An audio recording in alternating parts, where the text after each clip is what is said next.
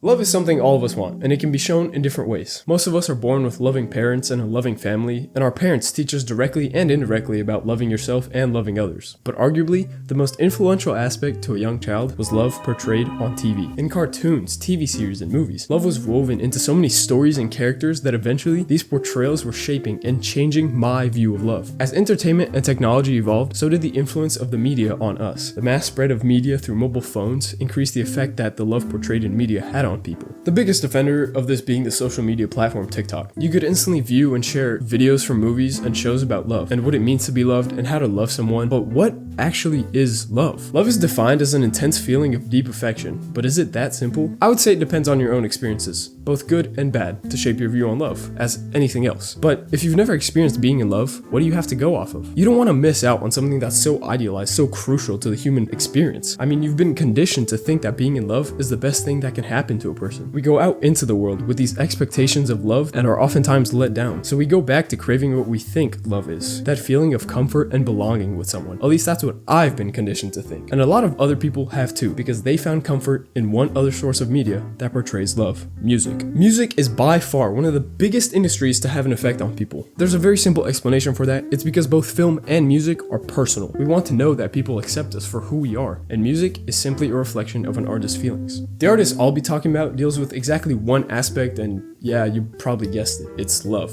This artist and her songs perfectly express how I and many other people view loving someone in a relationship. She's appealing to a new generation of young adults that are experiencing love for the first time. Both the music and these experiences are now, more than ever, easily shared through media. The same media we grew up watching. It's just evolved. And this has led to even younger audiences picking up on her music, and in turn affecting their views on love. She was in the thumbnail, she won a Grammy, it's love.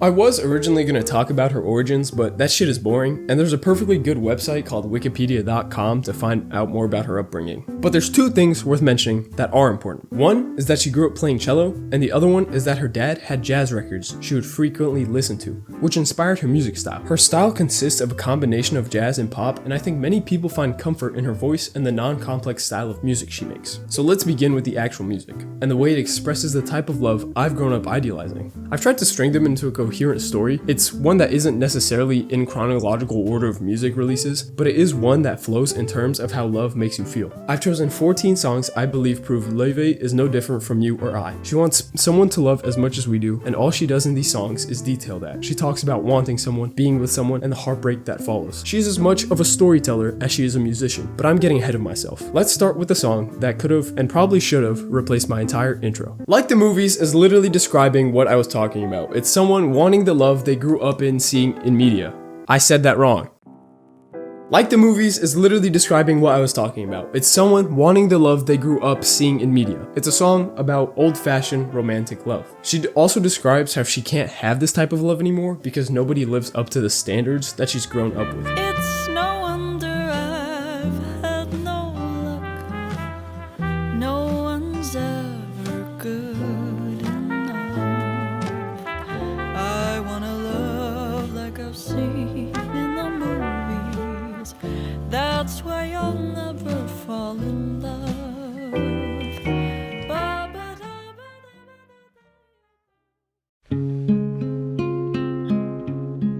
I feel like Beautiful Stranger is describing a scenario we've all been in. You're just living your day-to-day life when you see someone you've never seen before. They captivate you, and you begin imagining a future with them, even idealizing how your life would be better if you were in a relationship with them. She talks again here of a fairy tale moment occurring, which is alluding back to love in the media and the stories that she's grown up with. But thematically, the song is talking about the butterflies in your stomach feeling you get when you see someone cute in public. James is about being disappointed in someone you thought could be yours. If I'm trying to build a narrative, I could say that this is maybe an extension of the story told in Beautiful Stranger, because I like finding relationships where there aren't any, which is why I'm talking about Laufey's music. She talks here about going on a date with someone that she thought was cute, but it turns out that all he does is talk about himself and his ego and how he's gonna be a millionaire, and she's just disappointed in the fact that someone so good looking has such a terrible quality, because in her head, and in most media, good looks are almost always synonymous with great personality traits, and she claims to have wasted her days dreaming of James. We'll come back to that word later.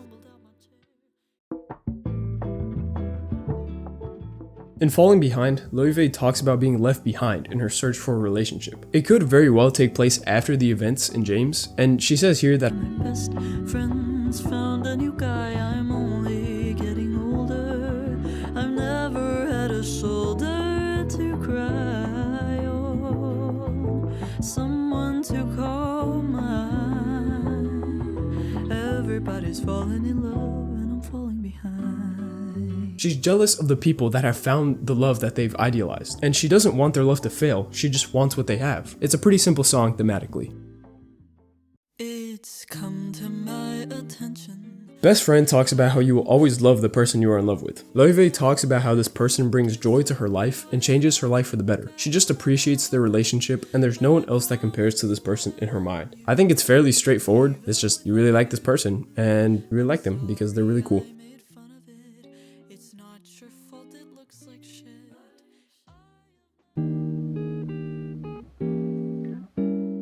Valentine is the first song where Laufey is sort of successful at finding love, but she doesn't know how to act. It's funny that all this idealization of love amounts to nothing when she's faced with a real relationship. The second half of the song has herself asking if she's even ready for a serious, committed relationship, and that she doesn't know what she wants out of a relationship, nor does she know what she wants out of herself. She just can't believe that she's in a relationship and feeling all the things that she's idealized this whole time.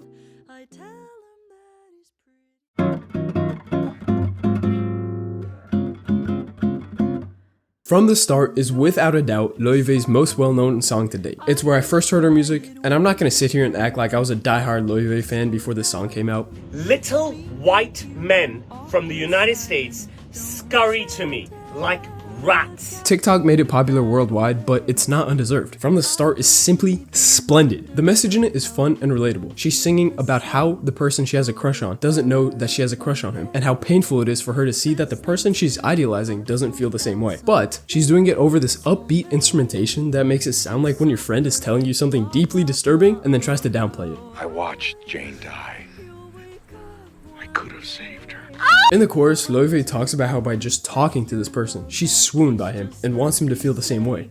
That when I talk to you, oh Cupid walks right through and shoots an arrow through my heart. And I sound like a loon, but don't you feel it to confess I loved you from the start. She is again idealizing the feeling of love she has for this person and how even though she sounds crazy, it's okay because it's in the name of love. The second verse is a great look into how much effort goes into thinking about a person that you're in love with and how honestly draining and unrewarding it feels. Because in your head, you're imagining a future and being in love, but in reality, it doesn't happen. I think Laufey says it best with Love is driving me a bit insane. Have to get this off my chest. After From the Start, we start to stray away from the love that has been idealized and more into Laufey's personal experiences. These songs show that for every admirable aspect of love, there's one equally destructive. It's continuing the narrative of the first songs, but showing us that love isn't all it's cracked up to be. Slow Down feels like a buffer stage. It's almost as if Laufey is stopping herself from truly feeling what she wants to feel in From the Start. She's maturing and she's saying that she wishes her life could slow down. I think she's realizing the weight of trying to love someone at an older age and idealizing love less. She says she met someone at a party, but she doesn't think it's love, suggesting that Laufey is no longer as deeply affected by finding someone to love. But at the end of the song, she talks about how in the future she could be married with kids, also suggesting that her views on love have shifted from fun, whimsical crushes to more grounded relationships with mature aspects. At the very end, she says her kids she was imagining about are tired of being young and are anxious about their futures, but Laufey tells them to slow down. And I feel like she's reminiscing on when she was younger, when she would think about her future and finding love in it. This song speaks to me a lot because I can feel myself going through that maturing phase. I mean, I'm still young, but there's something about being a kid and wanting to grow up that's relatable to everyone.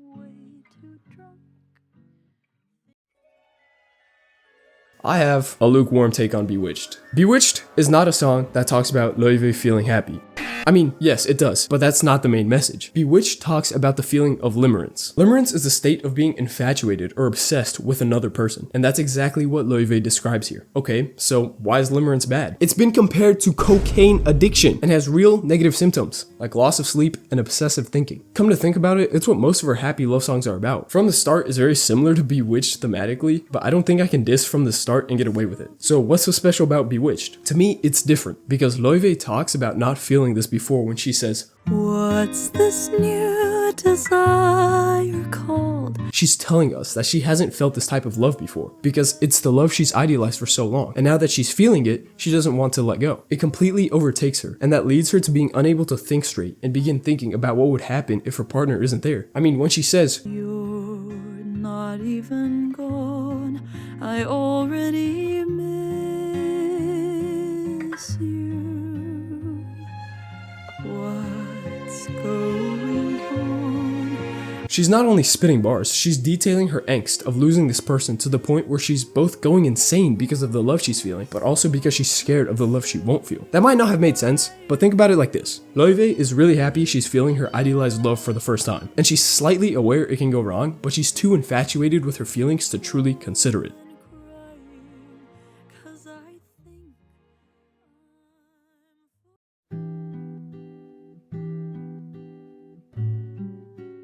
Let You Break My Heart Again is 100% the continuation of Bewitched from an emotional standpoint. Oh, but they don't come out in that order, and oh, I don't care what order they came out in. I'm putting them in my own order because I want to make whatever story I want. That's the whole point of music. It's up to your own interpretation. Anyways, remember that obsessive thinking I was talking about in Bewitched? Yeah, guess what? It's back. But this time, it's sad. At this point, we can guess that Laufey has been out of the relationship in Bewitched for some time, but the effects of the limerence she felt are still present, with lines like, Still you take up all my mind. I don't even think that you care like I do. I should stop. Heaven knows I've tried.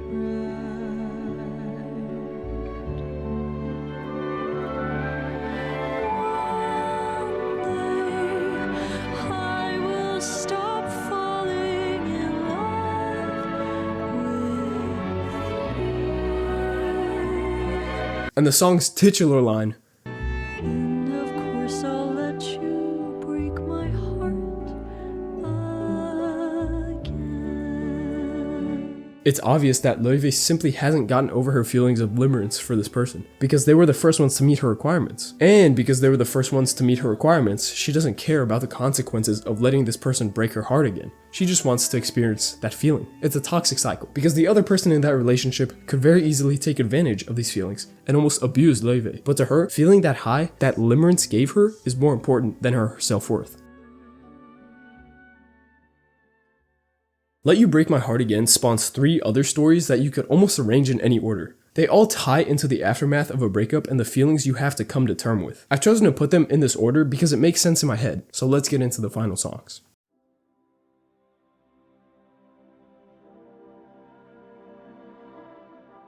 Promise depicts Laufey closely after the events of Let You Break My Heart Again. She starts off by saying, We didn't say goodbye, just see you very soon. implying that the lover in Let You Break My Heart Again ditched her. Laufey then drops the second hardest quote of all time by saying, It hurts to be something, it's worse to be nothing with you. This is very much so backing up what I said earlier. She knows that getting back with this partner isn't going to end well, and that their relationship truly means nothing to the other person, but Laufey would rather feel that love from a partner that's faking it than not feel the love at all. She's also starting to realize that this isn't the love she deserves by saying it's worse to be nothing with you, but she's too trapped in the cycle to make a change. The love that she so strongly idealized has pretty much taken control of her, and this is backed up when she says, no matter how long I resist the temptation, I will always lose. She's admitting it right there. She can't imagine a world where she doesn't feel her idealized love. But then Laufey drops the hardest quote of all time by saying, I've done the math, there's no solution, we'll never last. Why can't I let go of This line truly puts into perspective how helpless Laufey feels when pitted up against the weight of her limerence. So what do people do when they feel hopeless? They run back to the thing that gave them a glimmer of hope in the first place. So Laufey breaks her promise to distance herself and calls her toxic lover after seeing someone that looks like him. It's a sad story about wanting to break free from this addiction that's destroying your mental state but not having the willpower to do so.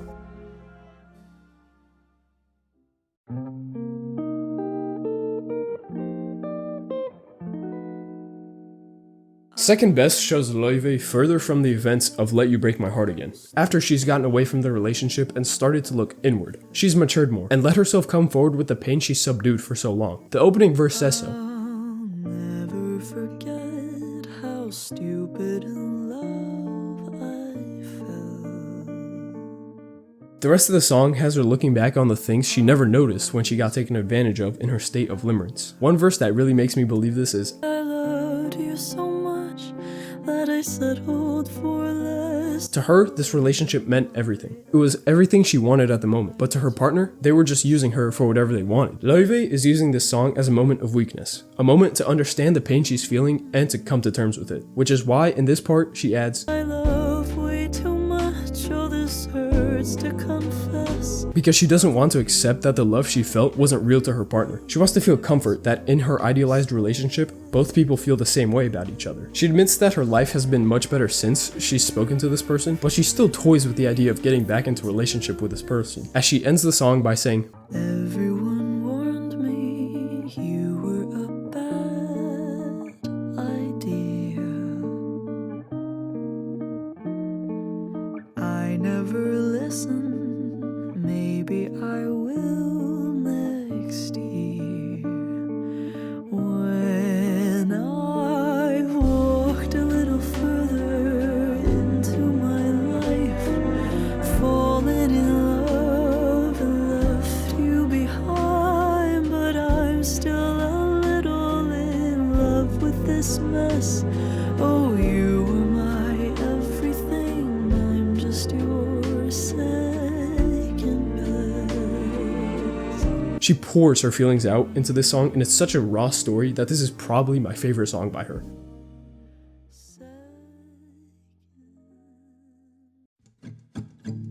Before you diss me for putting Lovesick at the end and saying it doesn't make sense and all that, let me tell you something. Lovesick is the title of this song, and love sickness refers to a feeling that can produce negative feelings when deeply in love, during the absence of a loved one, or when love is unrequited. Where did we talk about deep love? More specifically, when love is unrequited? Unrequited, terrifying. So why am I talking about from the start during Lovesick's segment? It's because the story told in Lovesick is where the cycle starts to repeat. Lovesick starts by saying, Oh, I wish that you were here right now. indicating that by Laufey playing with the idea of getting back together with her lover in Second Best, she let the idea overtake her, even replacing the limerence with the idea of the relationship rather than the feelings of the relationship. She let the memories overtake her too, as she reminisces about the last night where she felt love in that relationship, saying that, God, I'm so lovesick. What have you done to me? she's saying here that she misses the way she felt, but she's also shocked she feels this way. In the second verse, she says something that really makes me think that feeling lovesick is where the cycle restarts. Laufey says, But I fear that I'll love so much you'll slip away. she says this because last time she loved someone deeply, that relationship ended up not working out. She's scared to repeat her past, but she also craves the feeling of love, which is why the song is called Lovesick. In my opinion, this feeling of lovesickness is what drives her to start the cycle again. It's why from the start she says love is driving me a bit insane, because at the end of the day, insanity is doing the same thing over and over again, but expecting a different result. This insanity is what drives Laufey to keep idealizing love, and it's what motivates her to keep dreaming about the love she could have, which is why the last song that neatly wraps this up is Let me be a dreamer. Dreamer is not a song about love. Dreamer is a song about being done with love. It's the end of the cycle Laufey is experiencing. The first verse is simple enough. Let me be a dreamer. She's fed up with her experience of love and just wants to dream about what it could be. The rest of the verse follows with, Boys just make me cry. Believe me, I have tried. I've made my rounds, kissed some mouths. Trust me, I don't want a single soul around. found. Laufey is just explaining that relationships make her feel like crap, and she's done feeling like crap. So she's moving up into a cloud, into her fantasy. She no longer wants to participate in relationships because of the physical and emotional strain that comes with them. So she'd rather imagine what could have been. She ends the last verse with, I've had enough, called it off. As far as I'm concerned, the switch is numb to love. It shows that she's finally coming to terms with what happened in the past. But arguably the most important lyric is, No boy's gonna kill the dreamer in me.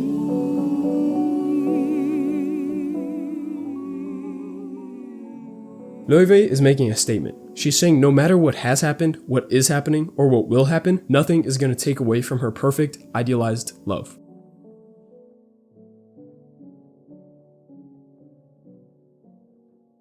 Overall, Laufey is a storytelling genius, and her music has made an impact on me and many other people around the world. Her portrayal of her experiences with love have helped me shape my own idea of love. And of course, I'm not saying that you should base your entire love life off of music or media. What I am saying is that you should go into the world and find your own definition of love. Experience love and limerence and the heartbreak that follows. Idealize your own view of love and stop letting media or music or anyone or anything tell you what love is supposed to be. Love is unique to each and every person, and it should be treated that way.